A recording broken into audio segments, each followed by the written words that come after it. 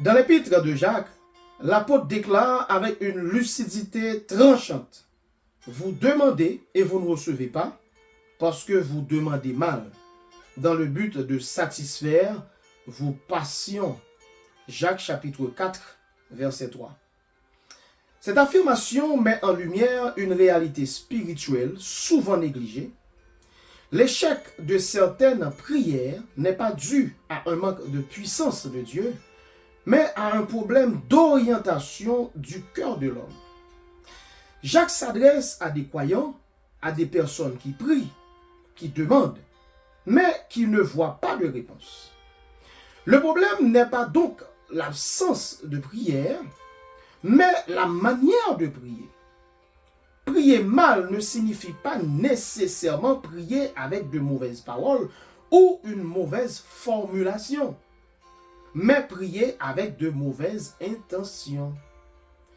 La prière devient alors centrée sur soi, dominée par les désirs charnels, les ambitions personnelles, l'orgueil ou la recherche du plaisir. Dans ce passage, Jacques établit un lien direct entre la prière et la vie intérieure. Une prière mal orientée révèle un cœur divisé. Un peu plus loin, il parle d'amitié avec le monde et d'hostilité envers Dieu. Autrement dit, on ne peut pas chercher Dieu sincèrement tout en poursuivant des objectifs contraires à sa volonté. Dieu ne se laisse pas instrumentaliser ni manipuler pour bénir ceux qui alimentent l'égoïsme, l'injustice ou la convoitise. Cette vérité rejoint l'enseignement de Jésus sur la prière. Dans le Notre Père, Jésus place la volonté de Dieu avant les besoins de l'homme. Que ton nom soit sanctifié, que ton règne vienne, que ta volonté soit faite. Donc, la prière biblique commence toujours par Dieu avant de se tourner vers l'homme. Lorsque cet ordre est inversé, la prière perd sa dimension spirituelle et devient une simple revendication. Jacques ne condamne pas le fait de demander. Au contraire, la Bible encourage les croyants à présenter leurs requêtes à Dieu. Cependant, elle insiste sur la pureté des intentions. Dieu s'intéresse autant au pourquoi de la prière qu'au quoi que vous demandez. Une demande peut être légitime en apparence, mais mauvaise dans son but. Par exemple, demander une promotion, une réussite ou une bénédiction matérielle n'est pas mauvais en soi. Mais cela le devient si le but est la gloire personnelle, la domination ou l'orgueil.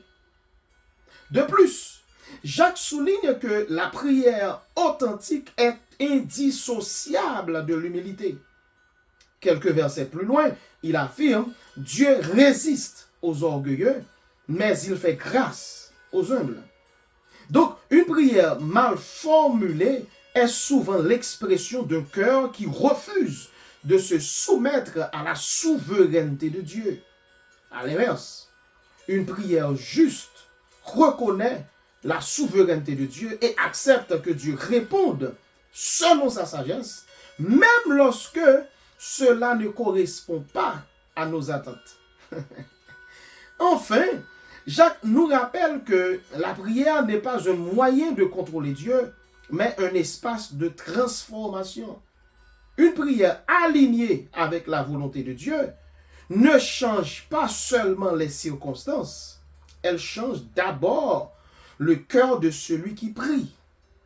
Dieu répond parfois par un exaucement, parfois par un délai, parfois par un refus, mais toujours dans un but de croissance spirituelle.